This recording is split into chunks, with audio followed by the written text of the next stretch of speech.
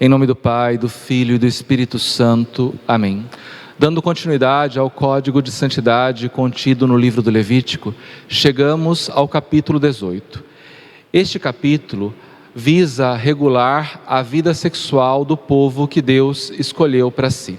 Por isso, vai tratar de situações de incesto, adultério, homossexualidade e bestialidade na prática sexual, classificando estas situações como impureza, abominação ou depravação.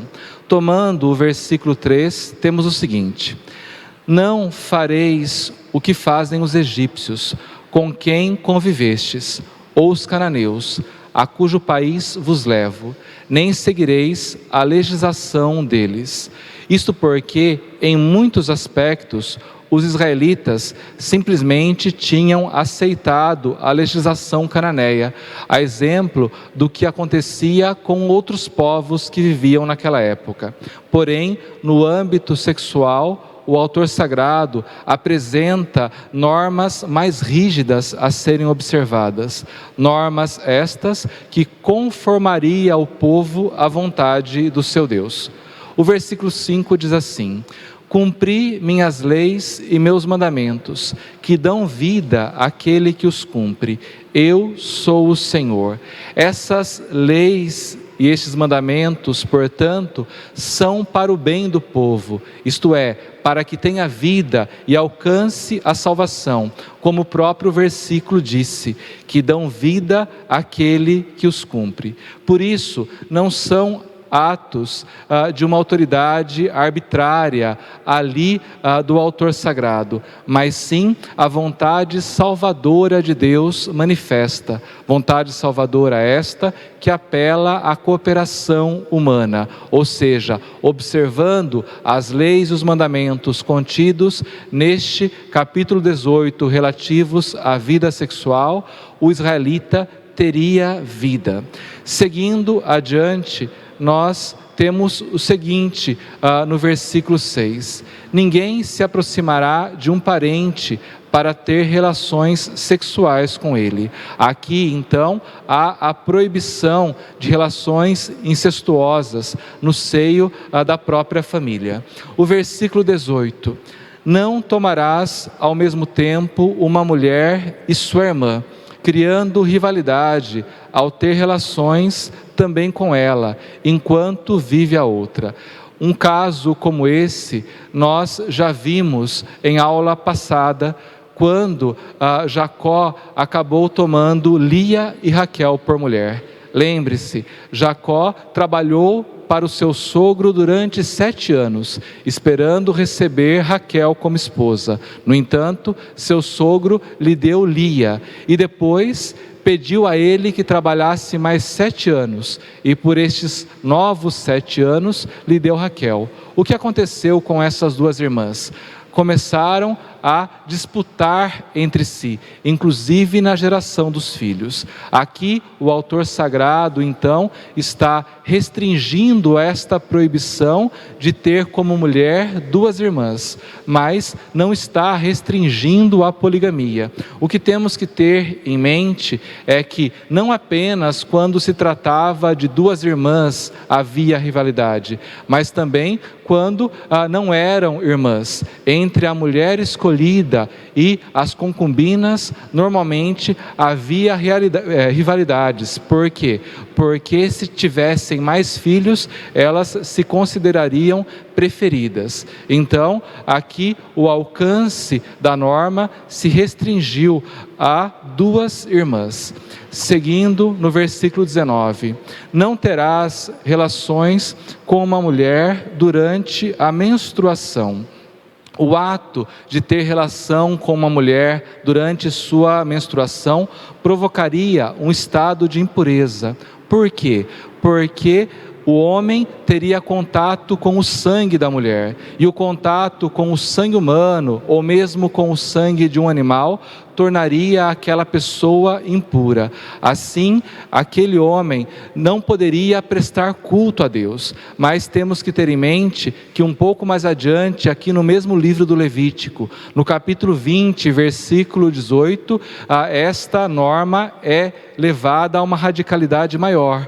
Por quê? Porque aquele que praticasse um ato sexual com uma mulher menstruada seria punido com a excomunhão, isto é, com a exclusão ali da pertença ao povo de Deus, sobretudo de prestar culto sagrado a Deus. Seguindo mais adiante com o versículo 20: não te deitarás com a mulher de alguém do teu povo, ficarias impuro. O que nós temos aqui, então, é que, de forma surpreendente, aqui o autor sagrado aparece com uma norma um pouco benévola, considerando o adultério algo leve, não um pecado grave contido até nos mandamentos da lei de Deus. Temos que recordar o quê?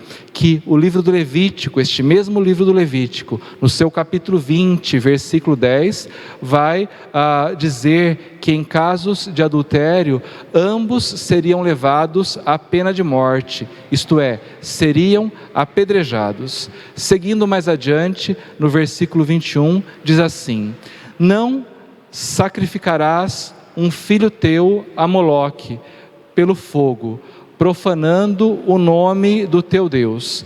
Eu sou o Senhor. Aqui então, neste capítulo 18, proíbe-se os sacrifícios de recém-nascidos, porque estes eram sacrificados pelos povos estrangeiros aos seus deuses, através de um rito que se costumava chamar de passar pelo fogo. E seguindo mais adiante, no versículo 25, temos o seguinte: a terra está impura, eu lhe pedirei contas, e ela vomitará seus habitantes, mas estará impura porque o versículo 24, que antecede, nos diz: não vos mancheis com nada disso, porque é o que fazem os povos, que eu vou tirar do meio de vós. Então, essas práticas sexuais abomináveis a Deus eram exercidas ou realizadas de maneira habitual pelos povos que viviam ali na terra de Canaã. E Deus, então, está proibindo que isso se repita em meio ao seu povo, quando este finalmente habitar a terra que Deus lhe prometeu. Aqui nós vemos, além disso, uma certa relação entre a terra que é fecunda, produzindo frutos para aqueles que nela vivem, e a fecundidade humana, porque assim os povos daquela época encaravam esta situação.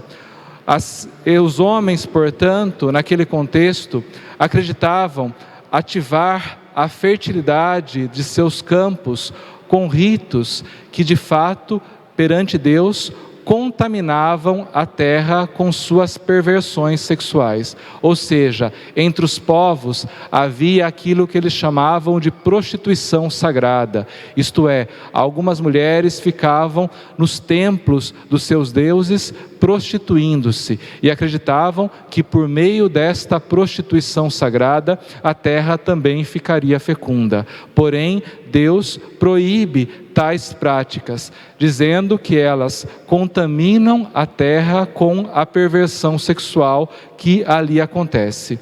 Daí, qual a mentalidade do autor sagrado? Deus, então, vem à sua terra, porque a terra lhe pertence e Ele dá a quem quer, e pede contas a esta mesma terra, e a terra reage. Reage como? Expulsando os seus habitantes, e assim ela fica deserta e disponível para outros povos.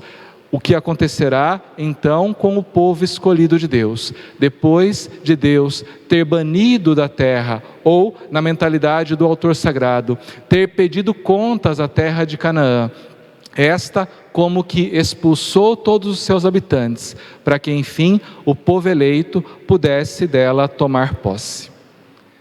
Desça sobre vós a bênção do Deus Todo-Poderoso, Pai, Filho e Espírito Santo. Amém.